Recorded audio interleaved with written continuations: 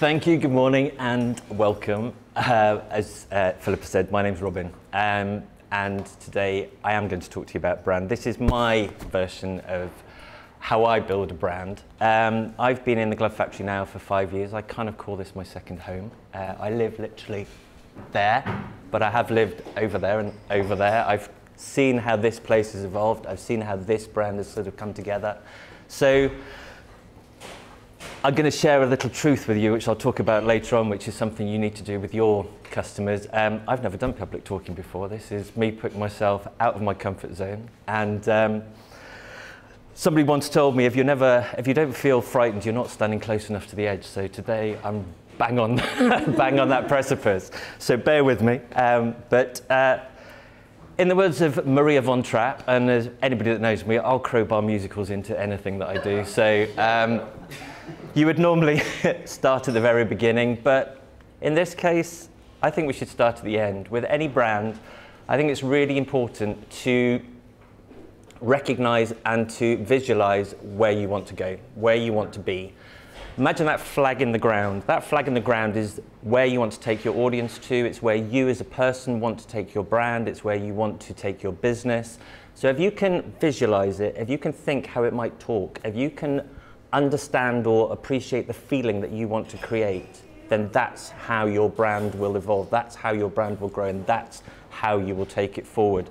Because what you'll do is, once you can imagine where that will be, you can take that out to your friends and your family. You can take that to investors. You can take that to other business associates. And if you can articulate that to them, and if they can understand it, that's how the brand will start to evolve. I always talk about brands as kind of being like children, really. You kind of, if it's an initial brand that you are launching, then you conceive it, you conceive the idea, and you think of what that might be. And then you put that child out into the world, and that child will then go to nursery, and that child will then be influenced by others.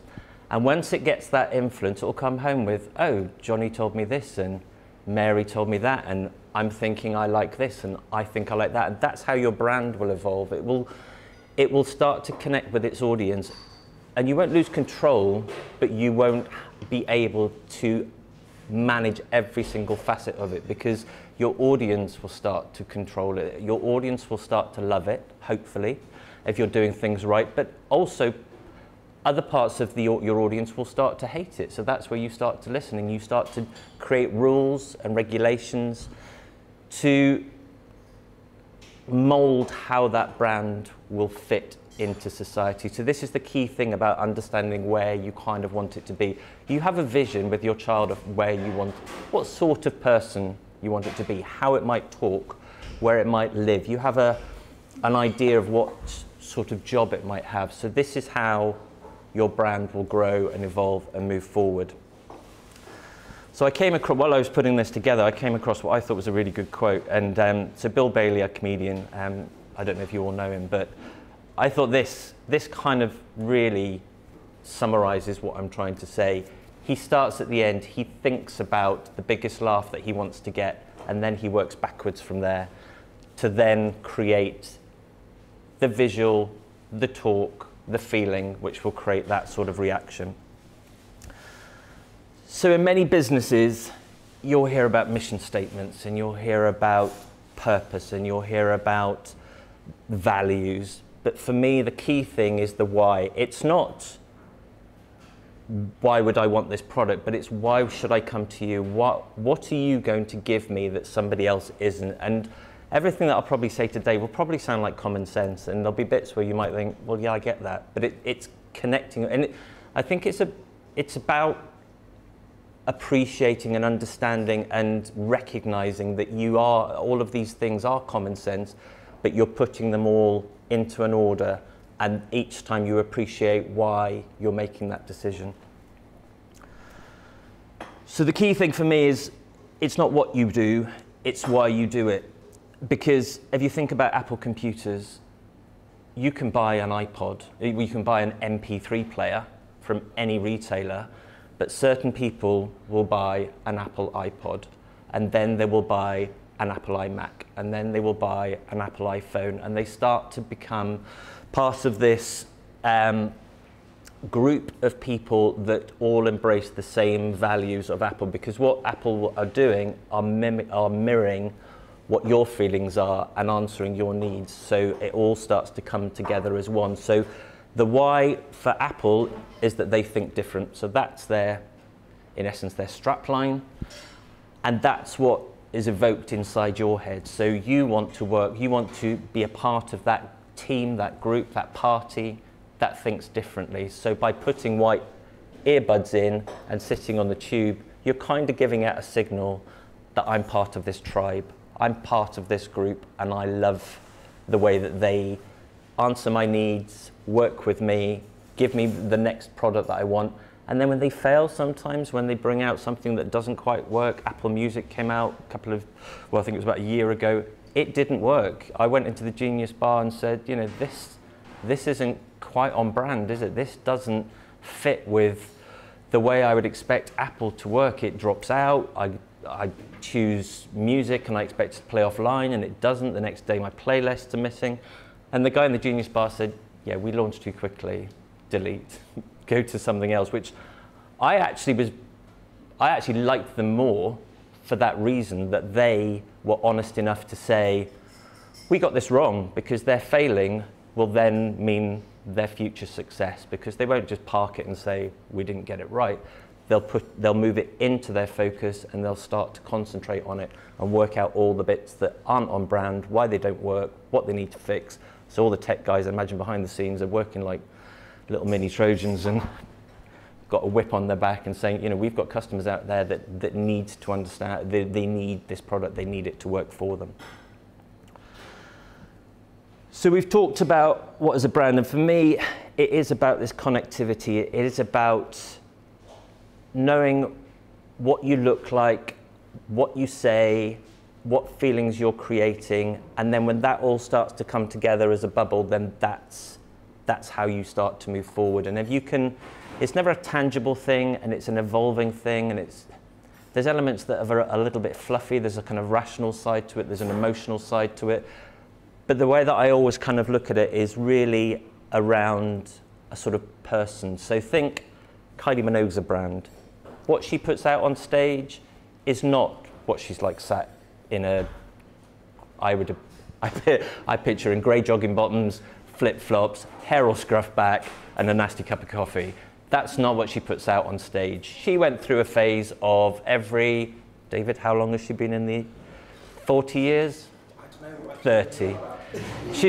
For decades, she's evolved herself. She's evolved her brand to suit her market. She met Michael Hutchence, she went a little bit offline. But that was her kind of failing that then became her success, because then she came out of being this kind of soap opera come pop artist into something that she was a little bit gritty. She found sex. Michael Hutchence kind of went, I'm gonna, you know, make you into a woman, and that kind of was her change point. But then after that, she tried lots of different genres, and then she's now sort of squared her box around pop princess. So everything she now puts out, that's what makes her the money. That's what her customers, her audience expect. So that's, people can, thank you very much. People can be a brand. Companies, products can be a brand, so can countries. Think, if I was to say to you, Italy, throw out some words, what would you expect? Ice cream. Ice cream.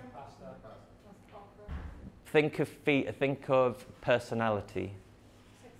Sexy, thank you. Fashionable. Fashionable. So, why does Prada say made in Italy? It possibly is made in Korea, I don't know. But they will say made in Italy. Think of our British brand. We put made in Great Britain, and it has a real resonance, certainly at the moment, with the way we are after the referendum. It's made in Britain is really a kind of a key thing for us now, and you'll see it time and time again. So it's worth remembering, and you, all of us individually, are brands. We had a little incident earlier with the projector. It wasn't on brand. This, thankfully, is closer to what I would like to project today. But what we had yesterday, there was a bulb missing. It didn't show red. I was nervous of presenting with it, because for me, it wasn't on brand. It wasn't going to perform in the way I would like to perform. So brands are multifaceted, and they're not a tangible thing. They're not a logo.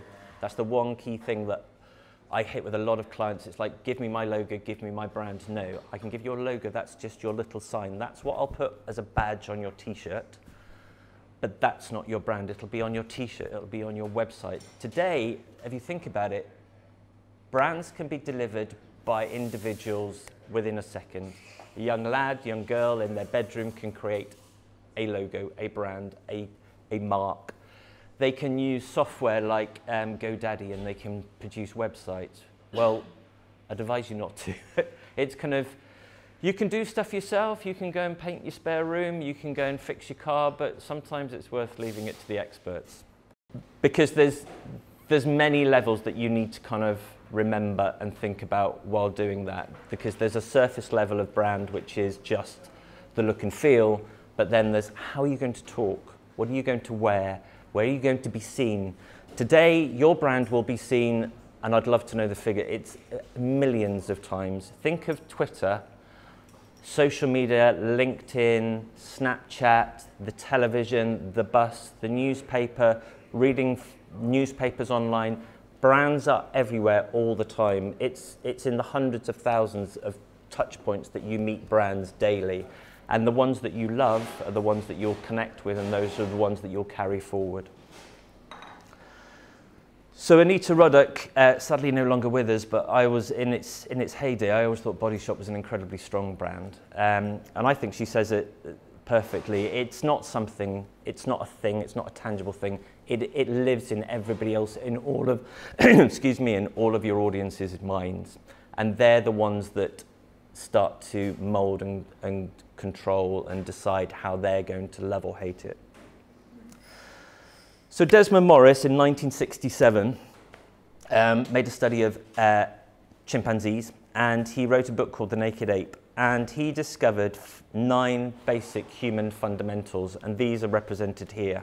So you've got sex, prestige, health, curiosity, power, tribalism, parenthood, winning, and protection. Now, I use these daily. These are pretty much what every brand will lock into. And to put a bit of colour into that, these are 9 brands that the pinnacle of their personality, of their fundamental, is one of these 9. So take Tiffany & Co, for example. The one fundamental that they put at the top of their tree is prestige. Nike, the immediate thing you think of is winning. Volvo, as much as they're nice cars, what they're doing, they offer you, you can ask people, do you like Volvo or do you not like Volvo? It's a love-hate brand. I love it because it protects my family who are safe in the back of the car, or I hate it because it's what my dad drives. I would rather have a sport. I would rather have a car which gives me that feeling of I could be written off in a second. It's that adrenaline rush of speed and of excitement and of exhilaration. Now, don't get me wrong, none of these brands will just lock into one fundamental. What I find is it tends to be 3. It's the power of 3. It's that holy trinity. So taking, for example, Nike, what I would normally do is work through a workshop with a client, and we would, through a series of levels, go from the facts of what they offer, through the feelings of what that evokes, into the fundamentals of how their brand may be seen to move forward. So taking Nike, if I had the wonderful opportunity of working with them, anybody here from Nike want to know? Then I would say winning was probably at the top of their triangle. And then I would say probably health and tribalism were their other 2. So what happens is you've got those 3 in your triangle, and depending on where or how you're talking to your audience, you pivot that triangle around. So the other 2 are always in support. So you've got one at the top, winning, which is generally their sort of overarching brand message. But beneath that is health, exercise, well-being, and tribalism, bringing people together, group exercise. So if you think about their app, their Nike running app, there's elements of that which is connect with your Facebook friends, share your run, tell others what you've done. But there'll also be the element of the more you exercise, the more calories you burn. So there's the health benefit to that. So with all of them, Airbnb exactly the same.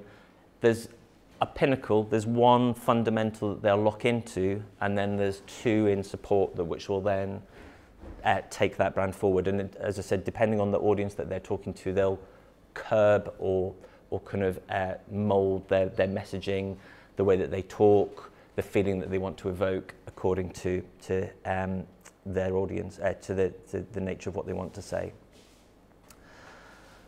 So we've talked about the why, but once you've got that, once you kind of understand, once that flag's in the ground, you now need to kind of define your path. Now, the thing with this path is, it needs to feel unfamiliar. It needs to feel like nobody's walked that path before. There's no tarmac, there's no street lamps, there's no signposting. It could be quite dark. There could be avenues that you might need to go down that don't feel right. But the fact is, you need to go out there and talk to strangers. You need to waste some glorious hours just putting your idea out there, passing it around, let the corners get knocked off it, fall over, graze your knees, find a torch, build a ladder, take down a wall, venture down an avenue and come back again, because all those glorious failings they're the kind of like the mortar around the solid building bricks of what you'll have to take your brand forward. So for me, the failings are kind of more important than the successes, because you can't, in my opinion, you can't actually get anywhere unless you make a mistake. You've got to fall over that once, pick yourself up, realize that that's a stumbling block for you, step to one side or step over it, or ask a friend to guide you around it. But put your idea out there and let it work with others, let others influence it and colour it, because if it's just something in your head, it's going to become kind of quite personal and not something that could be embraced by others. So again, think of your child. It's precious to you, it's got your lifeblood through it, but it's going to become a far more rounded, honest, relevant, authentic individual if it starts to share in the environment that it's going to finally be placed in. So think differently. And that's the whole thing about this path feeling unfamiliar. You can offer a similar service, but the way that you offer it, your why, will be personable to you. So I always think James Dyson, anybody could have invented the bagless vacuum cleaner, but he's threaded all the way through that brand.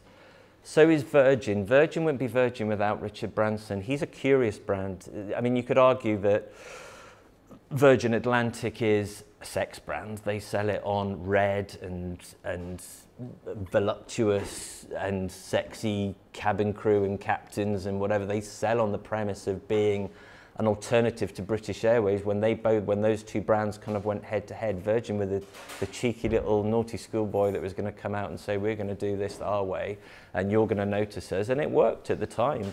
And British Airways stood by the resolute, no, we're British and we're navy blue and we're going to be clean and smart and ordered and polite, and that's the way you'll take it. But everybody likes that naughty, cheeky little side as well.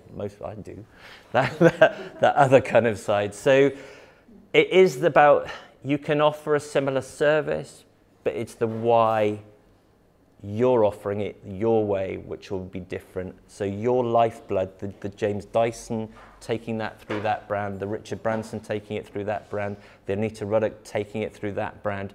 She's selling beauty products, she's selling shower gel. I can go to the supermarket and buy another coconut shower gel. But why do I want the Body Shop one? Because I believe in what their why is, what their offer is, and I connect with it and love that, and then I'll pay the extra £1.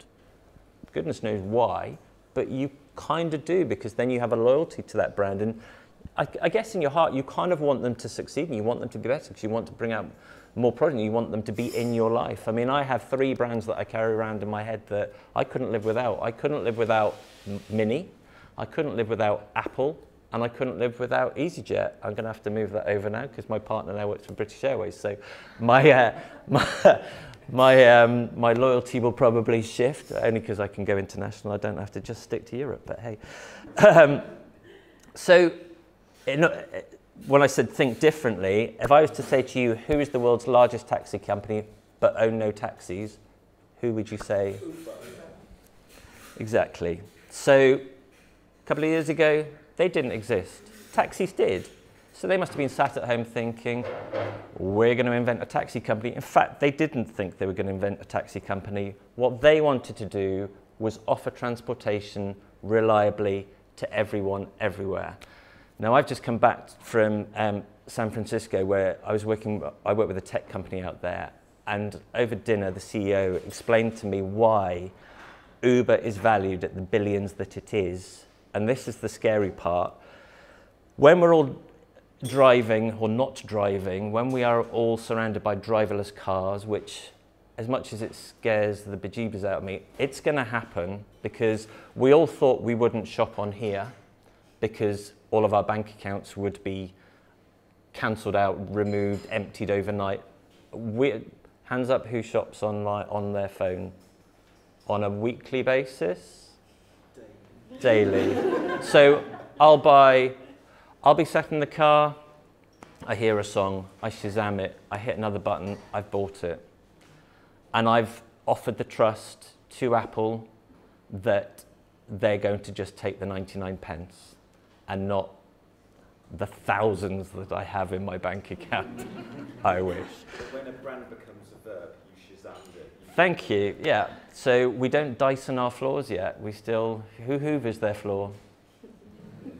Have you got the Hoover out? There is a legend brand. They've knitted into your brain and they've become the verb.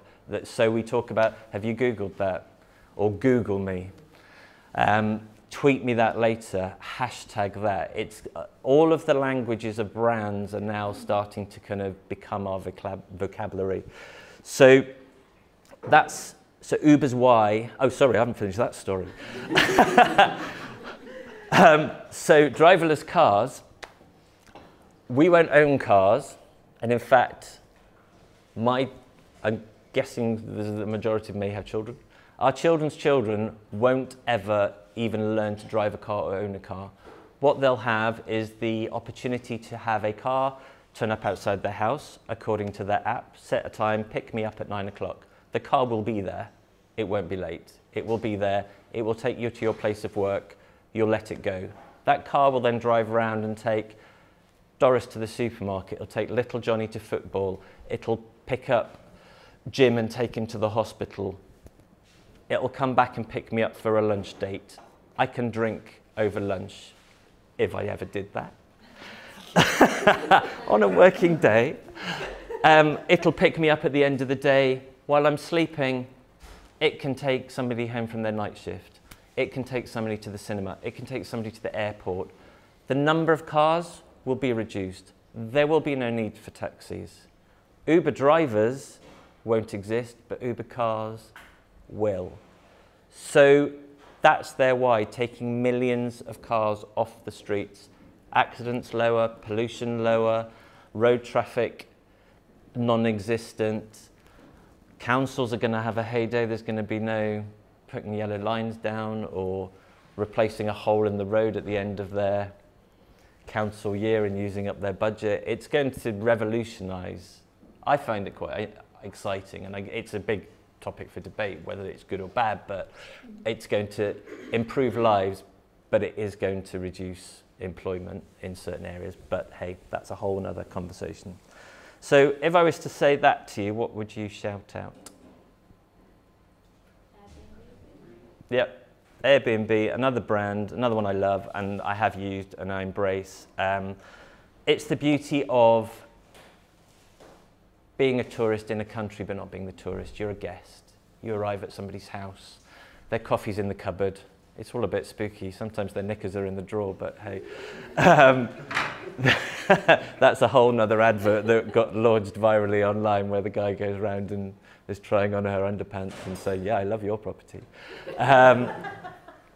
But you get to learn the restaurant around the corner where they might eat. You get to use the bar that they recommend, the cinema, the supermarket, the shopping mall, the historic tourist attractions. So it's a completely different way. It's like a sort of, you're a traveller more than a tourist. And that's the that's the Airbnb brand. They allow you to, they know what their why is.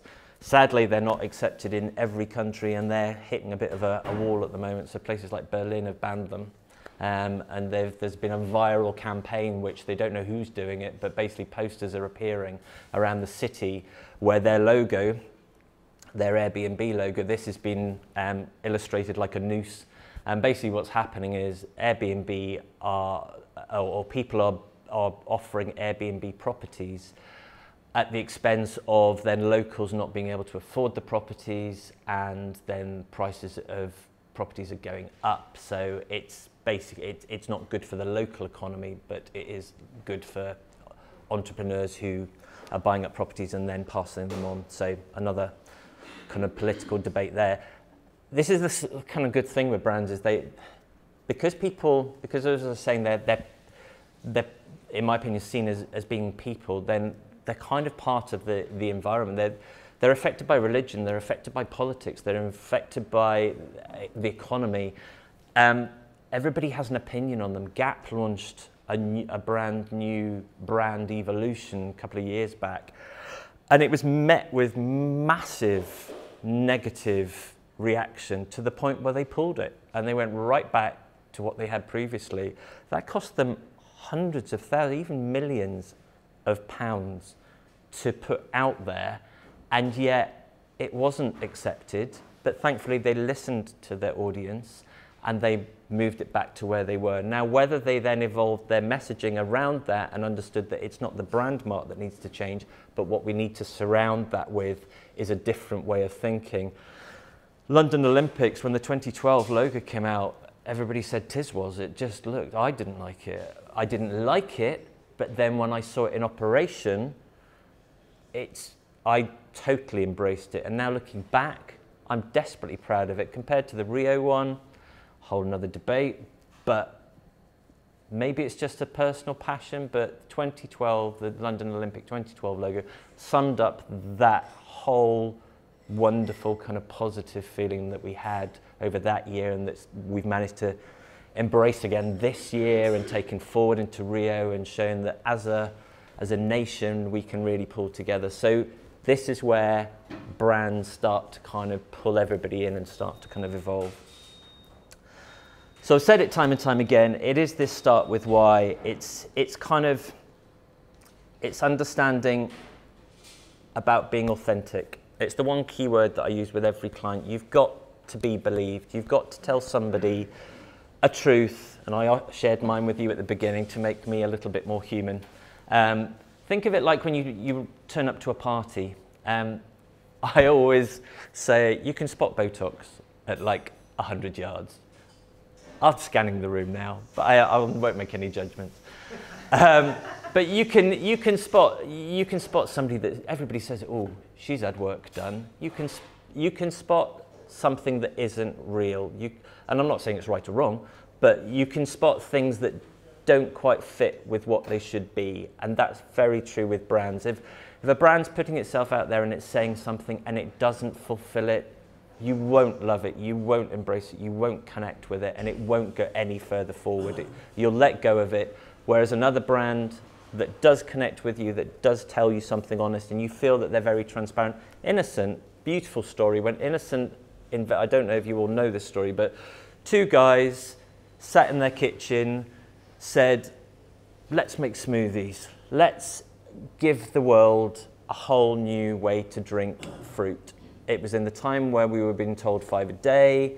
We were told that we needed to kind of freshen up our diet. So they went to a music festival and they took 2 massive dustbins and 2 blenders and a bucket full of fruit.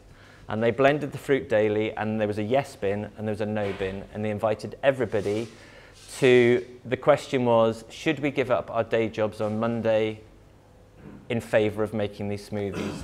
The yes bin overflowed and the no bin was hardly full.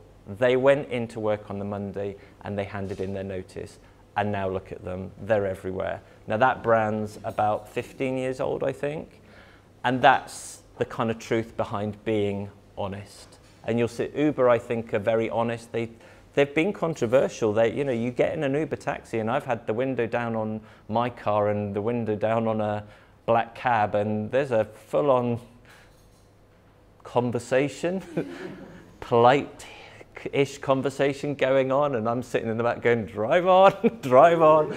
But it's kind of I think if you're the Uber CEO, you kind of know you're making a difference. You kind of know you're making your presence, and as long as you're staying true to why you're doing it, they're not trying to undercut taxis, but at the end of the day, I want a cab there, and I want it in 5 minutes, and I want to know what it's going to cost. And think of the times you've jumped in a cab, and it's like, oh, why am I on 20 quid? I thought this was going to be 5. My Uber little app says he's going to arrive in 5 minutes. He's going to look like this. There's his taxi registration. If I'm a single female in the middle of a foreign city, I feel pretty safe. I kind of know what I'm getting into. There's the sign on the front, and when you get into the car, they say your name. Are you Robin? Today I will be for you. So there's a whole sort of connectivity with that brand. So I've talked about being relevant, and this is everything. So this is your projector, projects your colours, the quality of your business cards. Are they dog-eared? Is the coffee that you serve of a reasonable quality? Isn't it a chipped cup? Are your shoes polished? Yes. Have you put on your lucky underpants? Yes. It's everything that your audience will connect with. Does your Twitter account talk with the same narrative that your website does?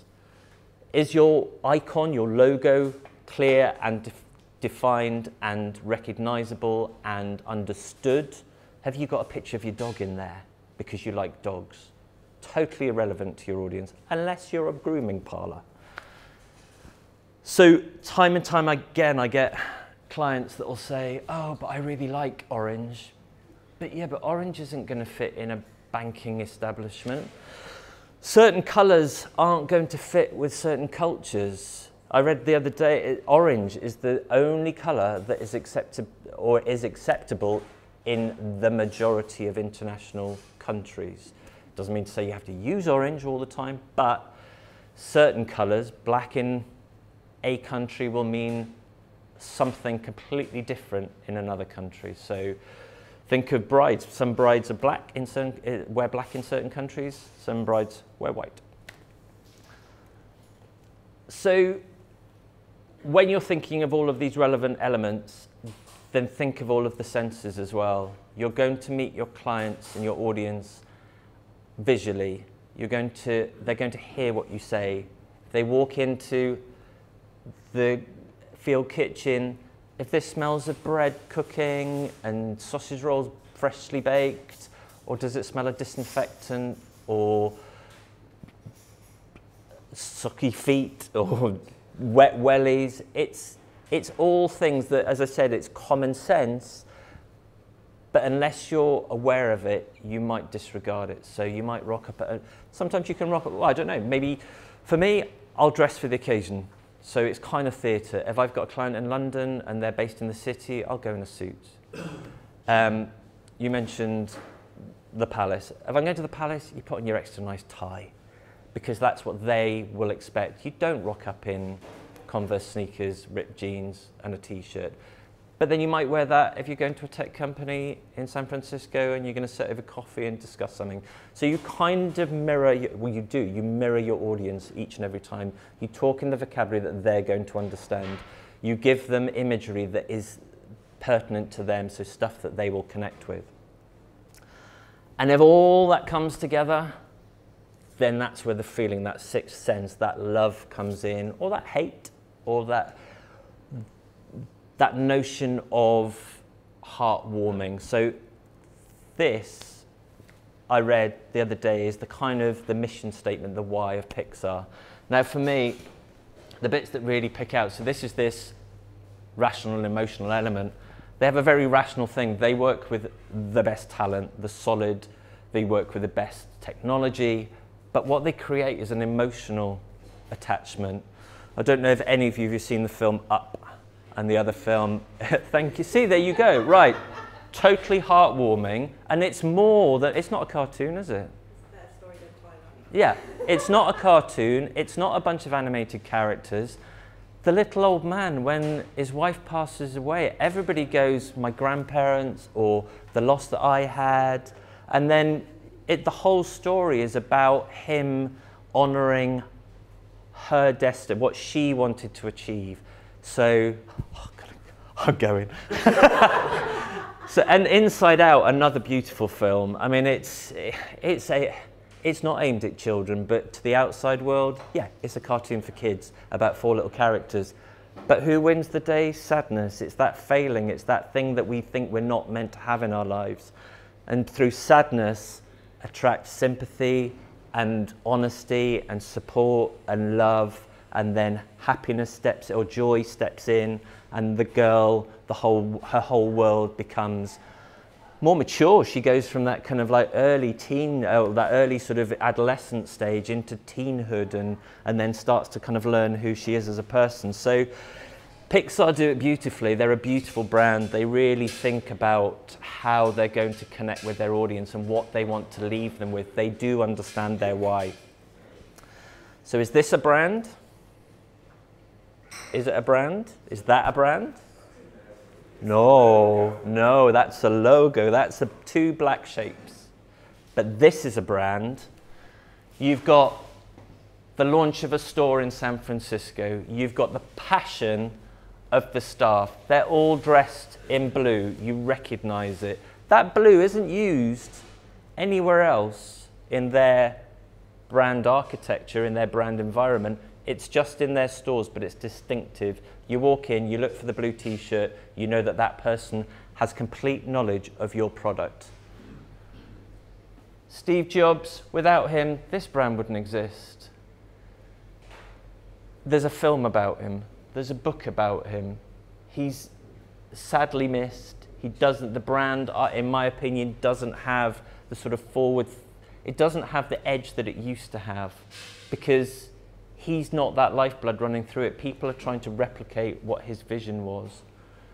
You've got the eccentricness of people that will take their brand into their heart. They'll actually put it on themselves. They'll wear a t-shirt with Apple on it. They'll even bastardize it and change it into something else and have a sort of a cheeky t-shirt that might say something different. You've got iconic environments that they'll build. New York, San Francisco, London, their buildings are always very, very distinct, and they're always very open plan. The whole environment that they build is very symbolic of their products as well. Clear, easy to understand, easy to navigate, says what it does, direction, good signposting. Their product range itself, always a family, always connected, always look the same. So you've got all of your bits all laid out. I've got the iPhone, I've got the iMac. They're very recognizable. The lit Apple on the back, you're on a train, you see them. It's all going in, it's all connecting you with this sort of tribal element. The chaos of a launch of a new product, Apple iPhone 6, people will camp the night before. It's a phone, it's ridiculous. You can get it a week later, but people want to be part of it. They want to be the first. It's the Harry Potter book that's launched at midnight, and I queued. I went there and stood on Milsom Street and dragged my daughter along, and she reminded me the other day, she said, did we stand in the midnight to get a book? It's like, you're thinking of something else. I talked about these before. They're iconic. You see them on the streets. You know that that person is part of your group. So the one thing that I hear with a lot of clients as well is, but that's the big people. That's the big boys. I'm not one of the big boys, but neither was this lady. Julie Dean, 2008, sat with her mother at the kitchen table, and she couldn't cover the school fees. So they sat and they invented a brand. They decided to go and get some offcuts of leather, brown, and they decided that they were going to remake the old school satchel. Now, I had one of those satchels, so as soon as you see it, you connect with it. There's a heritage, there's a nostalgia. She's already knitted into it the love that you had of that product. It's like the old milk bottle that you used to get. God, I hope I'm not that old. That you used to get at break, and you used to, the beauty of it was not that somebody had taken your little silver cap off. It was taking a straw and punching it through the top and just taking the cream off and then having the watery bit underneath. But they've come back in vogue. So there's a company that have fed into that nostalgia again. And this lady did exactly the same. So that's not a brand, but what I love about this is that's her sketch. That is her original sketch on her kitchen table. And then she's built this around it. So her vision was to take your memories and turn them into a fashion item. It's a handbag, it's a briefcase, it's just a normal, it's a carrier bag. If I needed to carry my stuff around, I could choose anything. But she's built a whole brand around it. She's now an OBE. The Prime Minister took her to China to represent UK export. It's in fluorescent colours. So the story goes that they made 7 and they sold quite quickly. And then they realised they had an idea here. They'd shared it out into the world and the world had gone, we like this is good. So then they went and found some red offcuts because they saw a pillar box. And they decided to build red cases. And as soon as they did those and they put them online, of all people, Italian Vogue phoned her up and said, Do the accent. Pardon? Do the accent. I can't, why not come out Cockney? They always do. Cockney or Chinese. Have you got a showroom in London? No. We've got a kitchen in Fen Ditton. So she wasn't one of the big boys, but she is now. But for me, when you hear the way that her brand talks online, it's still very much mother at kitchen table. She's never lost that. So the whole narrative stays very relevant and it stays very authentic. How are we doing for time? Ooh, ouch. Right, I've got a really quick little game for you. If you've got pads, then fine, but can you just take a piece of paper and draw a line right down the centre of your page? Now, this isn't political at all, and I'm not getting into a debate about Brexit. This is just a way for you to try and understand your audience, and it's really simple. And I swear you'll all get this right, I reckon. So, line down the middle of your page, but leave on one side and remain on the other, and then just number 1 to 10. So you want 1 to 10 down your leave side and 1 to 10 down your remain side. So these are, I'm going to read out 20 brands that I would imagine you all know. These are 10 brands that the leave voters have an affinity with or identify with or use on a daily basis, and 10 will be from the remain. So, you ready to start? First one is PG Tips. So either put this on your leave side or on your remain side. The next one is HP Sauce.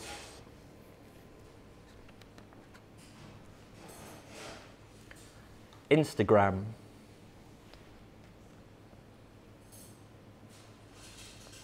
BBC iPlayer.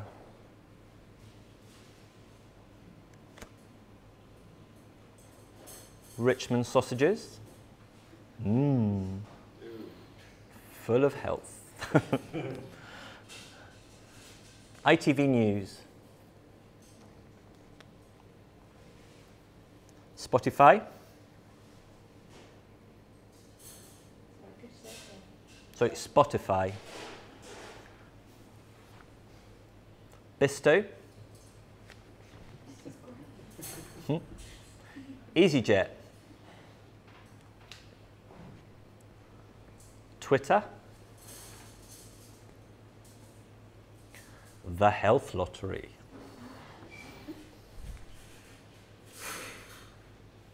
London Underground.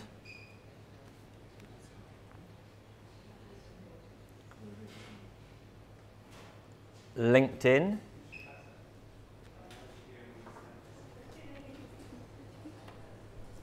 Birdseye.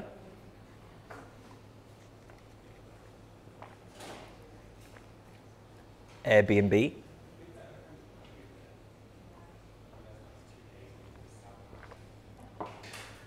Iceland. Sky News. Cathedral City.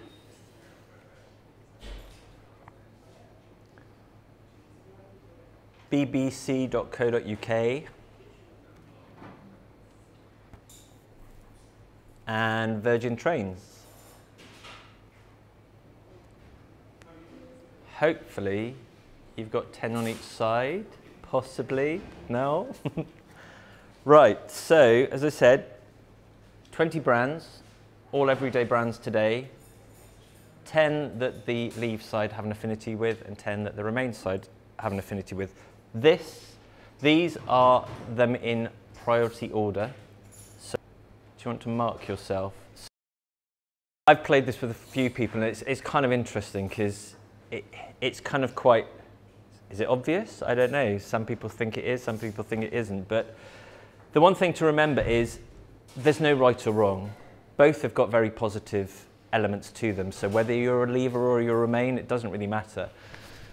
The leave brands are all very traditional. They all hark back to a heritage. So people like HP Sauce and Bisto, you grew up with them. They've been around you. You have an affinity with them. Your parents gave them a reason to be in the house. Therefore, you think that they are worth having. They're very straightforward. They're very simple. They're very honest. They say what they do. Bisto makes gravy, but it makes it for the family. It makes it on a Sunday. It's got a warmth about it. It's got a humbleness about it. They're very good value and they're very friendly. Then on the other side, if you remember people like Twitter, Airbnb, Instagram, they're very progressive, they're very up to date. They're using apps that are very modern, very contemporary, very thinking about tomorrow. They're very visionary. They're also very socially responsible as well. So they're thinking about their environment. They're thinking about the people that are going to use it, the environments that they're going to be used in, and they're arguably intelligent. I'm not saying that's what the voters are, because maybe I am. So I'll rattle through this because I think I've overrun massively. So I will literally just run through these very quickly because we've kind of covered everything off. So for me, the life cycle kind of borrows down, and I like simplicity. So there's 4 L's. The launch of your brand. Think about what you stand for. Think about why you stand apart, and think about how you stand out. So to summarize that, what do you stand for? What is the reason for your brand? What's it going to do? It's kind of your why. Why do you stand apart? How do you do that differently? How do you do that differently to anybody else? Why are you thinking different? And how do you stand out is kind of the bit where I kind of step in. It's the visual bit. It's are we going to put you in the same color zone as your competitors, or are we going to change you completely? For a good reason. If we know what the rules are, we know that we can change them. If we don't know what the rules are, then don't change them. Stay in what should be. Think about how you're talking. Are you going to talk completely different to your competitors? So there's Virgin and British Airways, totally different colour, totally different narrative style. So that's how they stood out. Then you need to find the love. So you need to put this out into your audience. You need to share it with your family and friends. You need to share it with your audience. You need to listen to them as well. And that love then will start to filter through. So that's where your Cambridge Satchel Company, people that use that product, take that product, embrace that brand, they will have a love for it. Once they've got a love for it, and once they feel like they're being listened to, they will allow you mistakes. They will have a loyalty to you. I'll buy a Mini, even though the Bluetooth doesn't work in it. I know they'll fix it one day. It's a pain in the backside. I put my phone in there. I expect it to just Bluetooth straight to it. It happens in Volkswagen, but it doesn't happen in Mini. They'll get it right one day because the rest of the experience that I get is wonderful. And the thing that you want to build towards is to become a legend brand. So we talked about Hoover and we talked about Dyson. I think they are legend brands now. They're already in, around and amongst us. But the little bit for me, that little surprise, that little delight, remember that time when you opened the Apple box? Somebody once I bought a product and they opened the box for me. Mortified, absolutely mortified, because that's what I'd paid for. I'd paid for that experience of opening the box, taking out the insert, reading the little booklet, throwing away the sticker that I never know why they put in there. Where are you going to put it? Plugging it in and watching it come to life. And it talks to me. Hello, welcome. Your language is, oh, today I'll go Chinese. So it's that delight. And the one thing I learned the other day is don't put everything out there. Leave some things hidden that you know your audience might find. So think of that time when you've gone into a shop and you've found that skirt or those trousers at the back that are on sale that shouldn't be. Have they been put there on purpose? Because you'll buy them because you think you've found something that nobody else has. You don't want a brand that puts everything exactly in the box where you want to find it. You want little experiences along the way. You want little things that are just that little bit better. You want, we were talking earlier, that free, you go into a coffee shop and the girl offers you a free coffee because she likes the look of you. I'll go back. She gave me that little bit of delight. I've told that story now. I've sent other people to her coffee shop because she knew that I would connect with it and I'd have a love for it. The coffee was the same crappy coffee from any other crappy coffee shop, but it had a little bit of love in it, it had a little connection, it had a dialogue with it. So those are my 5 top tips. Start with your why. You've got to know what your why is. Please be authentic. Please be relevant. Think differently, but ultimately be you. Make sure that what your thought process is threaded through like a blood all the way through. And that is me. Thank you.